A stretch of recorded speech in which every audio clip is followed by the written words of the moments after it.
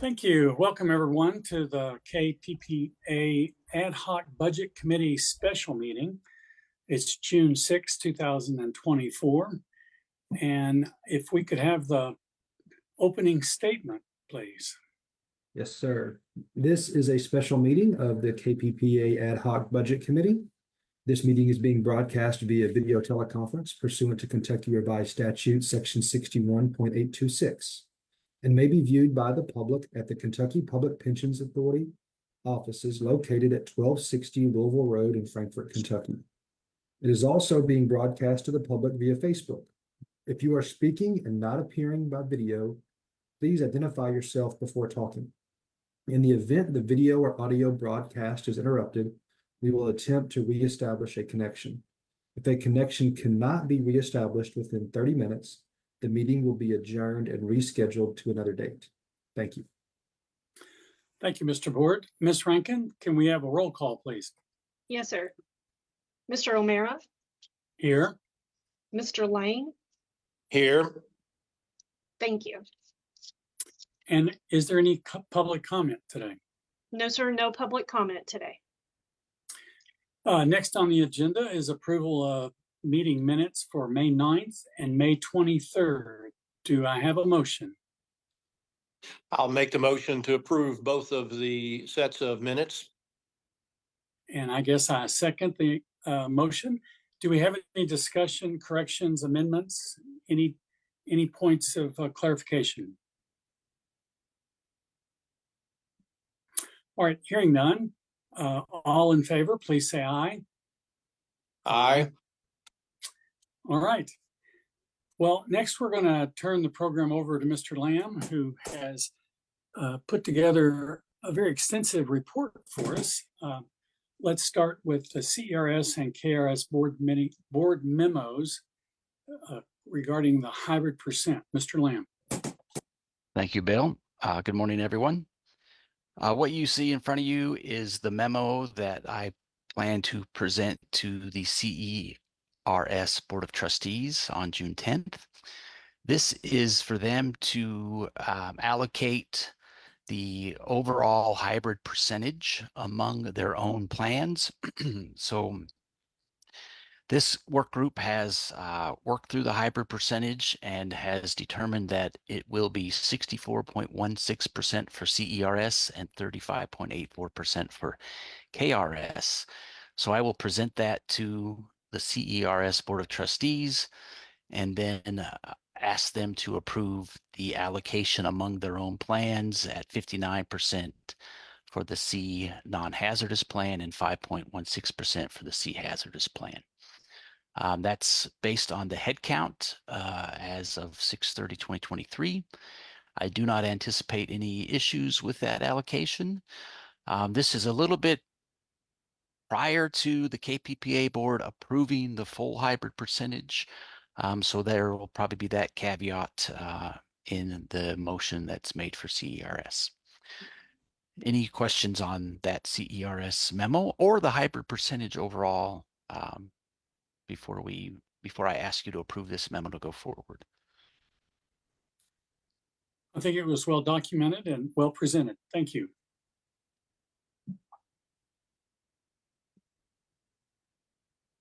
The next memo is the KRS memo that'll go before the Board of Trustees of KRS on June 18th.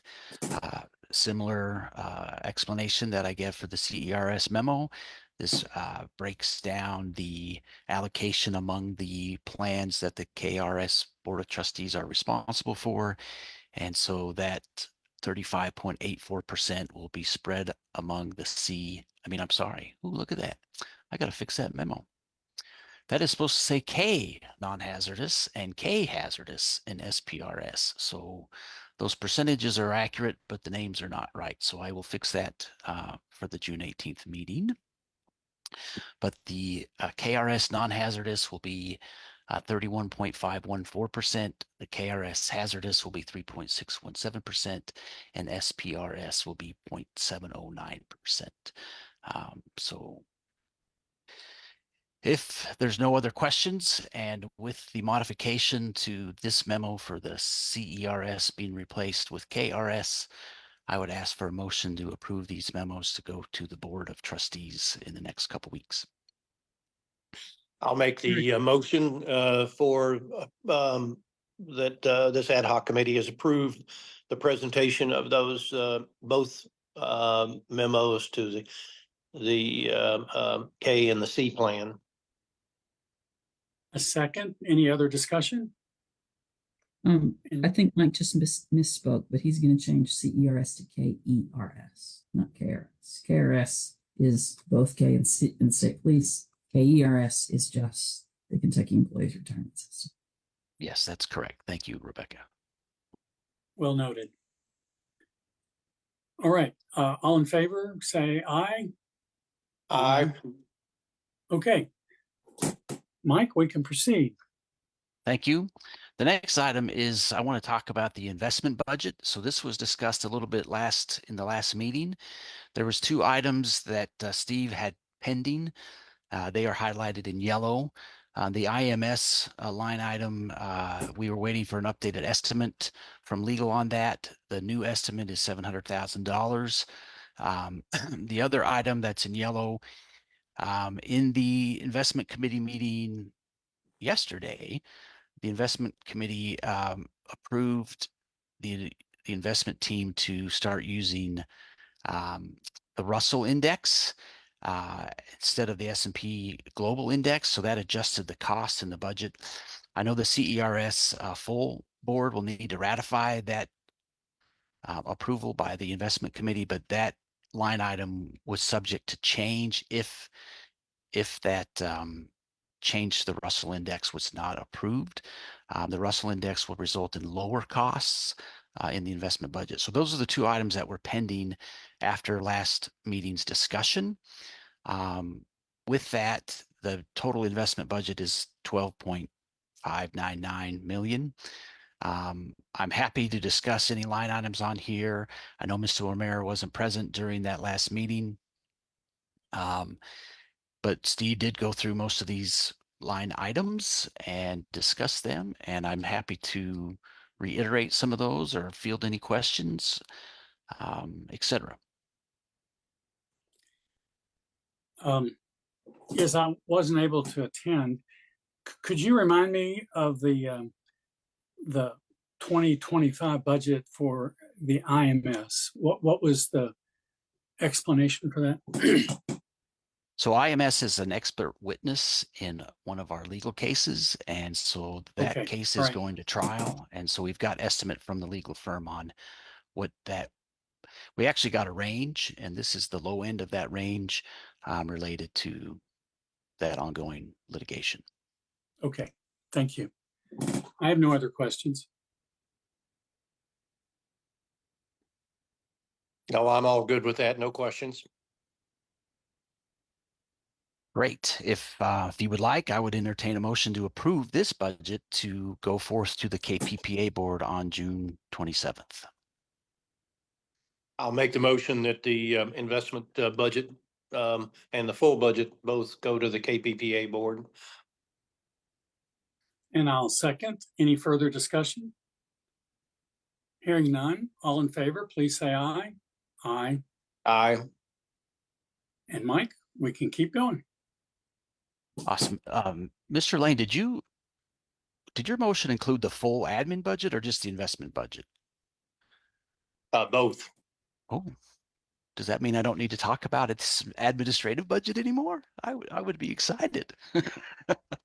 I don't like to waste any time on these things. No, we probably need a separate on the full admin budget, a separate motion. I will and I will hold that in abeyance. So Perfect. that motion should be just the investment budget. Thank you. Perfect. This is what I plan to present, obviously without maybe with the highlights. This is kind of how this admin budget was presented last year to the KPPA board. There's a couple things I would like to talk about and have this work group discuss, etc. So in last meeting, 2 meetings ago, it was suggested that maybe we pull out the additional headcount that the KPPA board approved in the biennium process, but the legislature did not approve when they finalized the biennium budget for KPPA.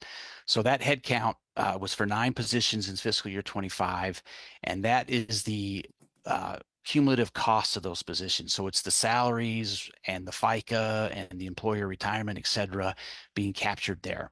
And instead of just leaving that number in the reserve line item at the bottom and or leaving that number in salaries, I've separately identified what that cost would be if we, Rebecca and I and others are working with the Office of Budget and eventually Personnel Cabinet to maybe establish those positions and the related funding for them. But that's going to be a long process. It may take several months. So we wanted to identify what those costs were there. So before I talk more about that one, it was suggested to me that maybe we do that for some of the legal costs as well. So I've separated that line item in legal for one of the firms that we got a much higher estimate on for this year versus last year, and that's separated out there. I think the discussion that happened last week about that, it was not concluded upon, and I think we were going to have further discussion today on that. My recommendation for the legal items, it would be my preference not to separate them because this estimate here, it's actually $1 million for Frost Brown Todd, is a known estimate. It's the best estimate that legal has provided to us in discussion with that counsel and the litigation that counsel is handling. And so I think it's a known estimate. So I would prefer to put the $1 million in Frost Brown Todd versus isolating that. The difference between that and the personnel line item above is that the personnel line item is still an unknown. We have to get approval from the state budget office before we can spend those funds. So that's why I think it's more appropriate to isolate that one and not necessarily this one. But either way, it doesn't affect a lot of things. I think it's up to the trustees and comments from other staff as well as the CEOs on how we want to do that.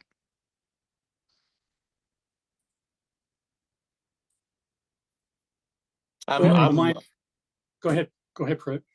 Go ahead, Bill. No, go ahead.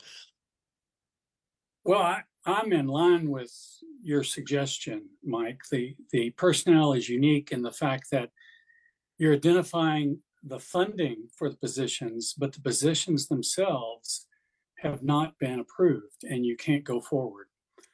The rest of the line items, a budget is the best estimate at the time that you put it together. It becomes inaccurate the day after it's approved because life doesn't always follow what you think it's going to be.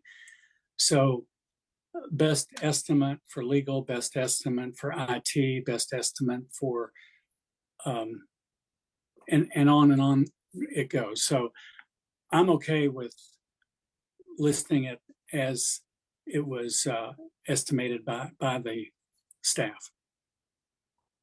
And I concur on that. Okay, so I will adjust that particular line item, put $1 million back in Frost Brown Todd and remove that isolated item. What's going to happen with this is if you scroll down to page 2 just for a moment. So those 2 items and the second to last row on the next page, they're highlighted in orange. So basically that's the unallocated reserve amount.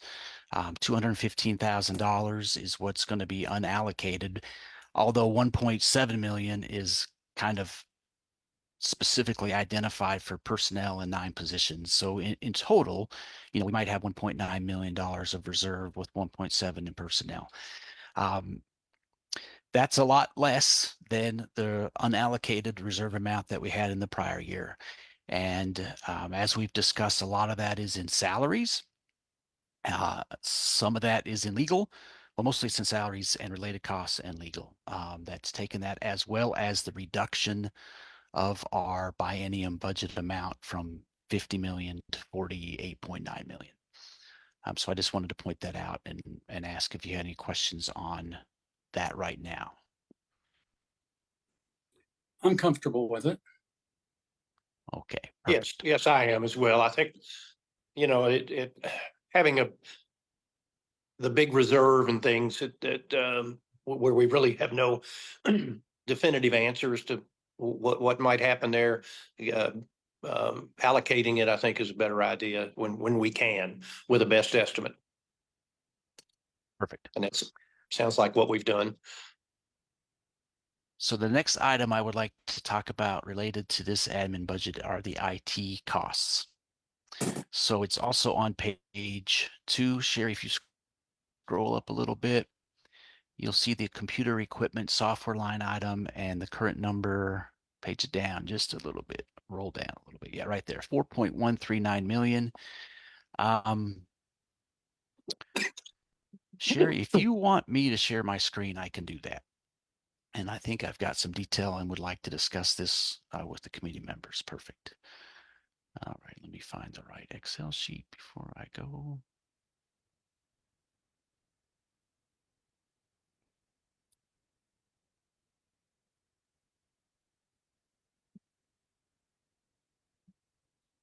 Okay, let me do that now. Share.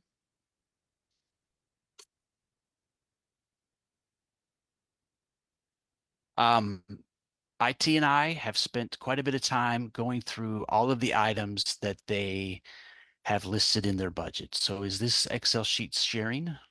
Can I confirm that? It is, but it's mighty small. Yeah, I gotcha. A little better? Thank you. Yes, thank you. So here's the total number.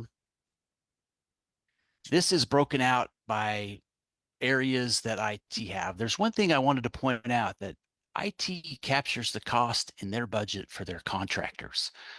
Even though that they're personnel item related, the cost of those contractors go into the IT budget.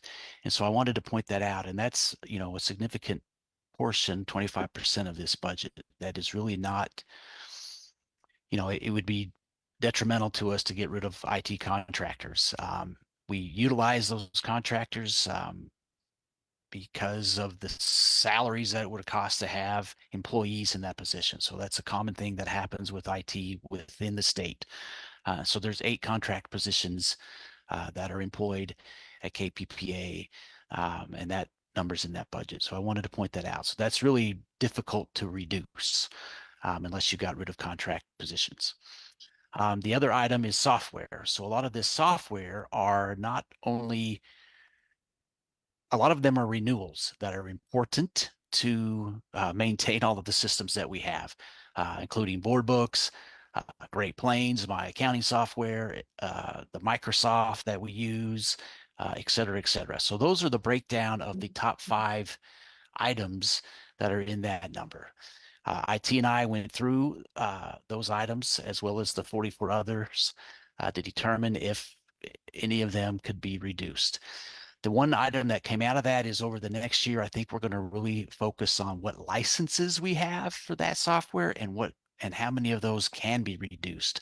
But in the short term between our meetings and this meeting, maybe that would have been reduced by $25,000, $30,000 if we looked at what we could do. So I think that's a longer term project to determine who has licenses, what's the need for those licenses, and how many can be reduced to reduce that number. Before I move on, I think Mr. Eager has his hand up. Yeah, Rebecca, can you share what goes into that average 133,000 for the contractors? Contractors, what we have found, they're really comparable to hiring a full-time employee in-house, because we don't pay them retirement, we don't pay their benefits. All of that is a flat hourly amount that we pay to this third-party contractor, and out of that, that person and those external contractors, it's a master agreement that the state uses. All the state agencies, if they're hiring this, use out of this contracting field. So they negotiate vacation days and extra benefits, and all of that is all wrapped up into that one price. And so they're really similar. Contractors, using contractors, do a couple things. Mike is absolutely correct. It allows us to pay for skills that simply we just couldn't get using state prices generally, or it's really a struggle to get them at state prices. It also lets us use them for a time or a project and then not have them. We have not done very much of that, but we could, and we certainly within strategic planning could look at more of that. There We are have- benefits embedded in it, and there are other things than simply a paycheck. Absolutely. But that's that's not on us. That's on these contractors. So they negotiate that. Some of them have no benefits at all. They just get straight pay, but they get a little higher straight pay. Others want health insurance and vacation days and that kind of stuff. That's between them and their vendor. Thank you. So I talked a little bit about the software. These are the projects that have been identified as needed. Some of them are rolling over from this year and will go into 2025. Some of them that were budgeted last year did not get done last year or will not get done and are rolling into here into 2025. We've gone through these projects, and I know Dominique and Chris are on here. These are key to what the trustees have asked for, what legislation has asked for, and what our security team has identified as needed. There were two items that we were looking at, this $175,000 of storage in conjunction with this $75,000 of fiber switch upgrade. That was trying to get done this year. However, it's going to be put into 2025. IT's discussed that with the vendor. That could even get moved to 2026, but it's a critical piece that IT feels is necessary, and moving it to 2026 puts us at risk. So I've gone ahead and kept that in here for 2025 versus moving it to 2026. The other item that was trying to get done this fiscal year was this $175,000 of server replacement. That's on its way, but it won't be here before the end of June. So that 24 project is also being pushed into 2025. And then here's some of the other items that are listed in here. This cyber insurance is really, it's an overall KPPA cost, but it's being captured in the IT budget. That's a pretty good price compared to what we expected to get when we went shopping for a cyber insurance policy. And then all of these CRO assessments that we do every year are really critical to our security and penetration testing to make sure that all of our members' data is protected. So those things really can't go away either. The one thing that Mr. Eager asked me to do in one of the last meetings, and I'm going to show that right here, is I feel bad for IT because they budget what they need, and a lot of times they don't hit their budget, and sometimes they're significantly lower than their budget. A lot of that has to do with timing of the projects and the resources available to them, as well as the procurement process. It takes several months sometimes to go through and find the right vendor to do that project, and so those limitations affect their budget. So this was the history of the IT budget over the last several years. Back in 19, 20, and 21, 19 and 20, they missed by quite a bit. They started getting better in accurately budgeting their items and fulfilling all of the things that they need. So 21, they were $1 million less. They actually went over budget in 2022. 2023, they're 800,000. And as of right now, they're about 1.6 million. But again, some of those projects have been pushed to 2025 because they couldn't get them done in time. Mike, can you enlarge that a little bit? Yes, sir. And I can probably just show you this side right here. The biggest number is these numbers right here. So does that help size-wise? Yes. And also, can I add, on the 2024 difference, we don't have everything. This is just what's been paid through a specific May. date, right? May.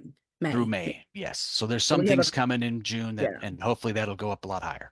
Yeah, we have a couple large things still coming through.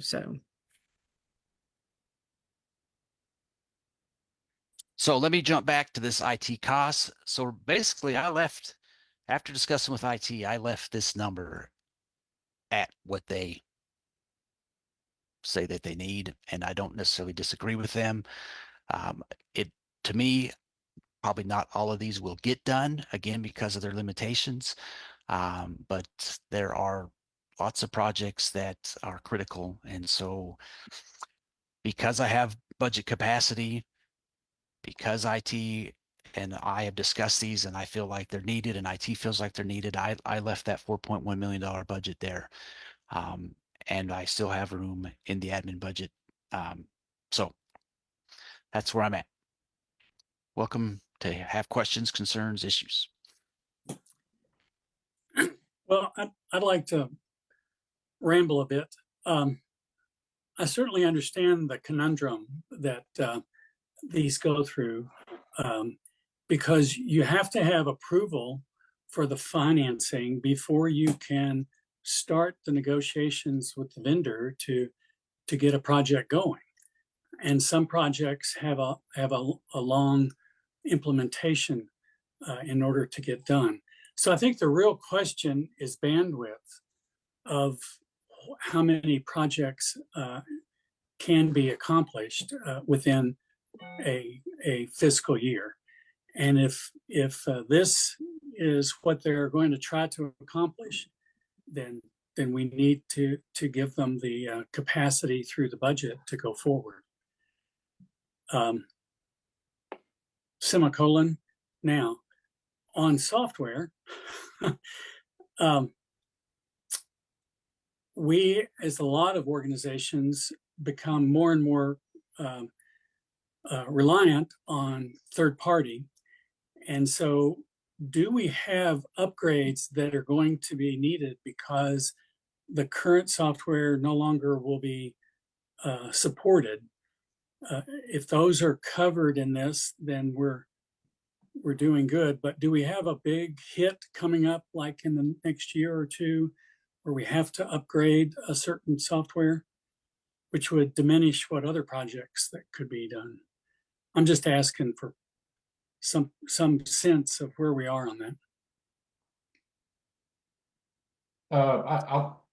I think the part of that was going to be possibly from one of the proposed projects of the strategic plan assessments. I know we've talked about, and Dominique can expand upon it, possibly moving away from one of our major components of START, our line of business, possibly FileNet. And then just Dominique could probably speak to more of the START upgrade overall. That might have been one of the strategic part of the strategic plan that come out of that. The smaller numbers, like Mike said, the Adobe stuff, you know, it could end up being 10,000 here, 10,000 there. But you're right. We probably do the next 5 years. Would you say, Dominique, that we're probably going to have some of that? Yeah, and I think as far as we've tried to capture anything that we know within the year or even the next 2 years, you know, we try to start looking at that. So part of that strategic plan assessment bucket of money there that he's identified, some of that will be captured in there based on some of the initiatives that we're working towards. So I feel like we've done a good job of trying to capture that immediate need for anything that's coming out of support or any major changes coming.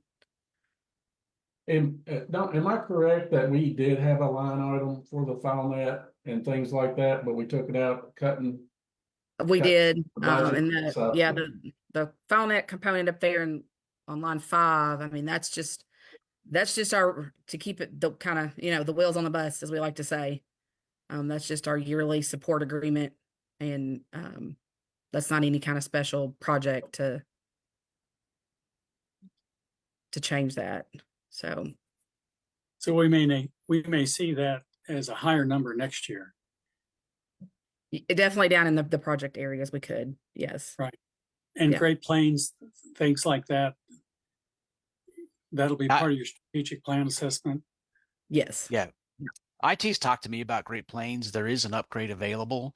I think what we need to do internally is assess if that's what we need or a different software. So that would, you know, be part of some of these assessment costs. Like you have someone come in and look at what your needs are, what softwares meet those needs. And if it's Great Plains, then you replace it.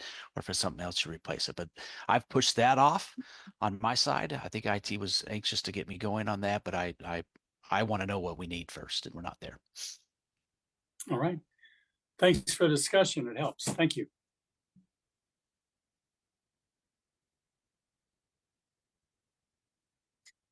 So let me jump back to, I think I have the admin costs for.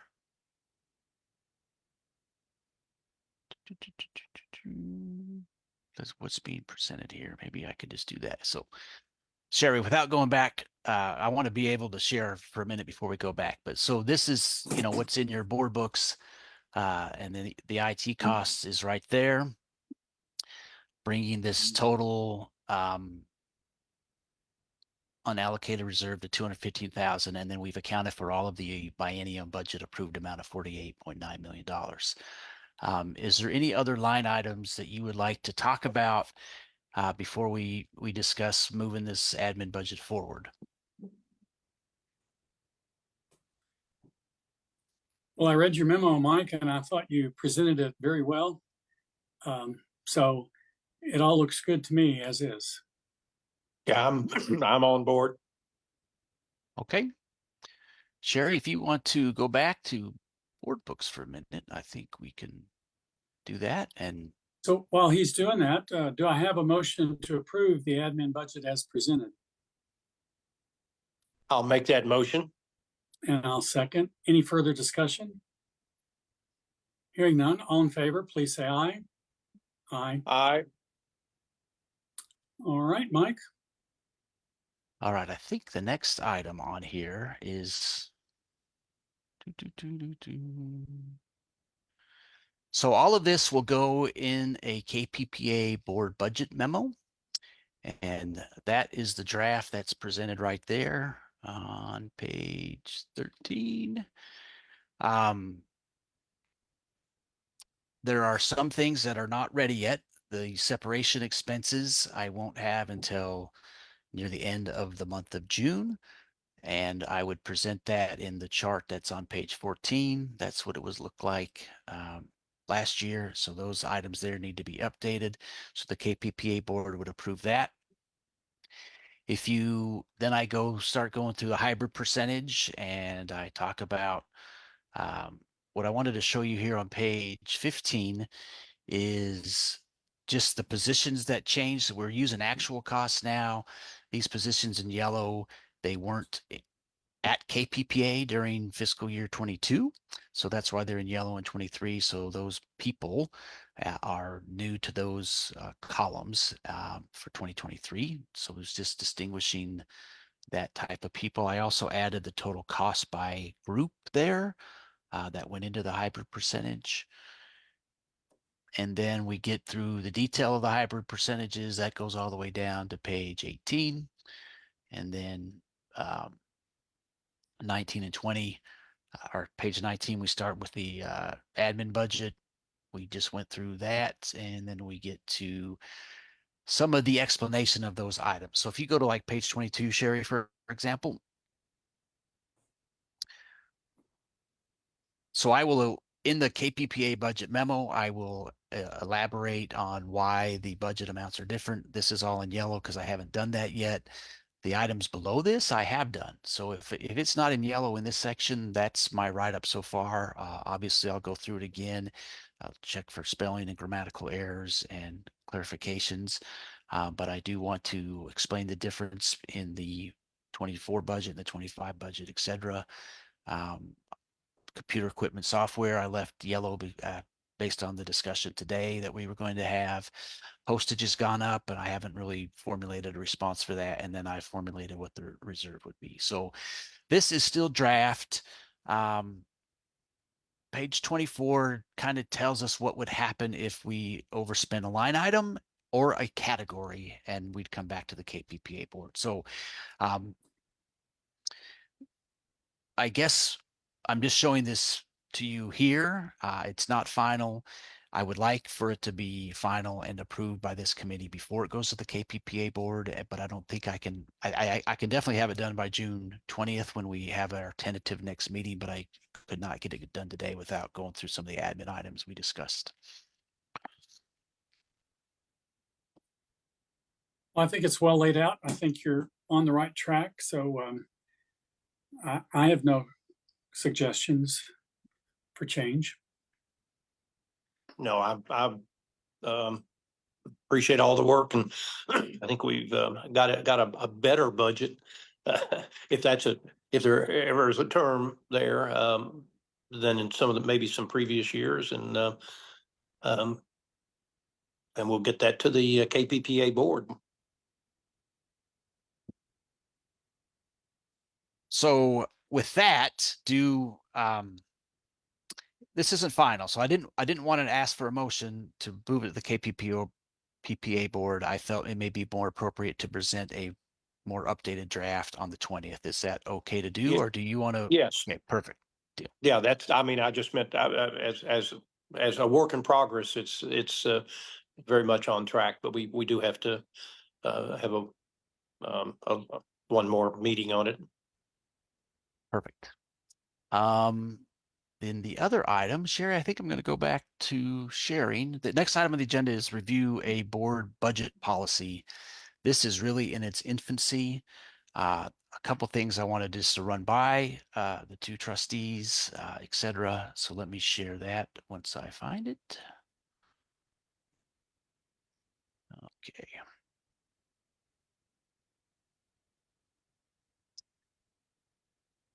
Again, this is really in its infancy. A lot more work to be done on it.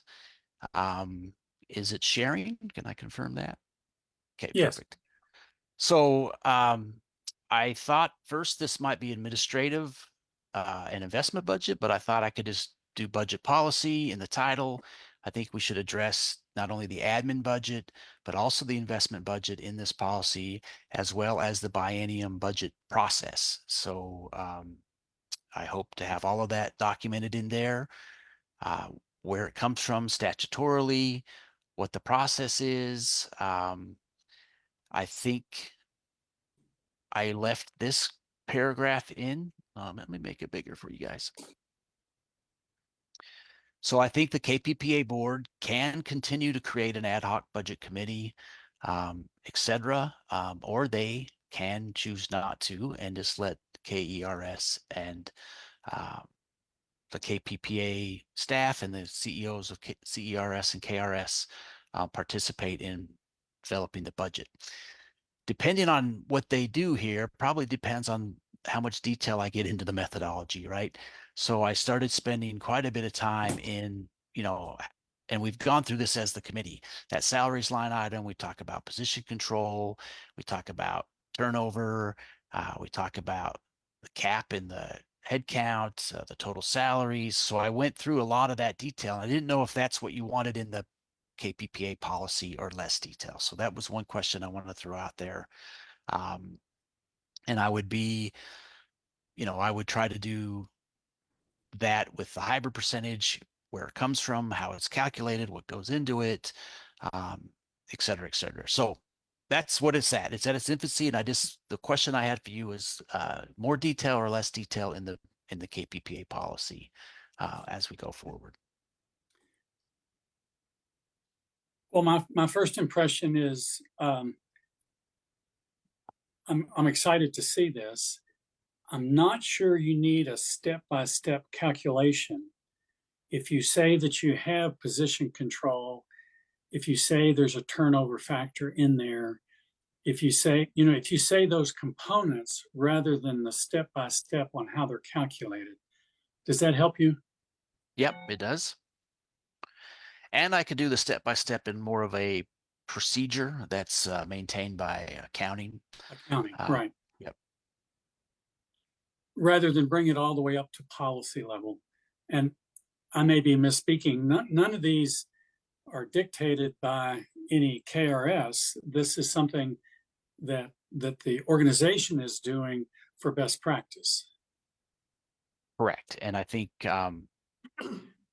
I would expect the KPPA board to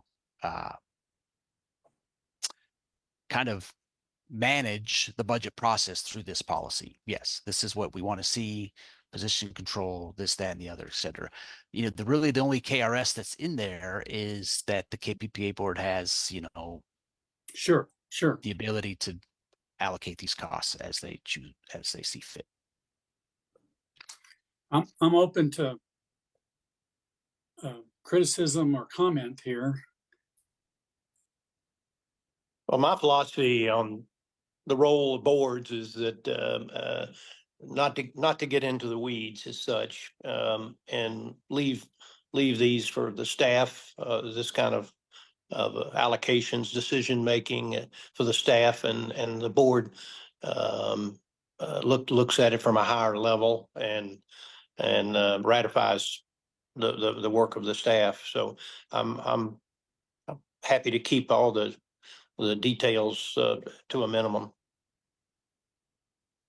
Perfect. Or some people call it the sausage making. Great. So I'll continue to work on this. I don't anticipate this being done by the June 20th meeting, but I think that this committee can continue on this item as well as a training for trustees related to the budget process. You know, I would hope that as we move into next fiscal year, that maybe we can have another meeting or two to review those, approve those, and then bring them to the KPP board in the fall. So with that, I think that's all I had on the agenda, except for confirming the next budget meeting.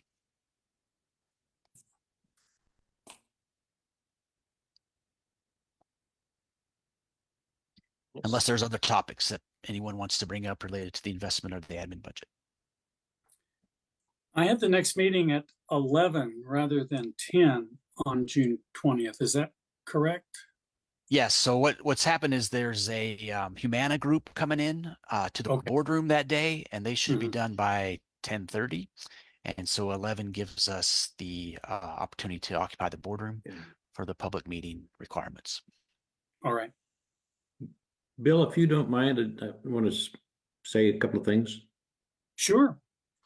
First of all, I want to commend Mike on the role he's playing, the rigor of the process that he's implementing, the clarity of his explanations. And I think, you know, we all understand what you're doing and we appreciate the rigor. Secondly, I want to commend Bill. The amount of time he's spending and the perspective he brings to this process has been really very, very helpful. Pruitt, I'll commend you when we get to the investment meeting. you have done a lot to improve that process as well. So, but you two guys, Mike and Bill, thank you very much. Thank you. Well, that was well said, Dave. And I also want to commend Mike on his rigor. And I also want to talk about how well these work group has worked together in exploring questions, coming up with follow-up, listening to everybody's side of how they look at it. So I've really enjoyed working with everybody and all the contributions that each person has made. Thank you. Thank you, Mr. Romero. Well, is there anything else? I have gone through the items that I plan to present today, so I'm finished. All right, special meeting is limited to those items that are on there. So with that, I will adjourn the meeting. Thank you all very much again for your time. Thank all of you. Thank you.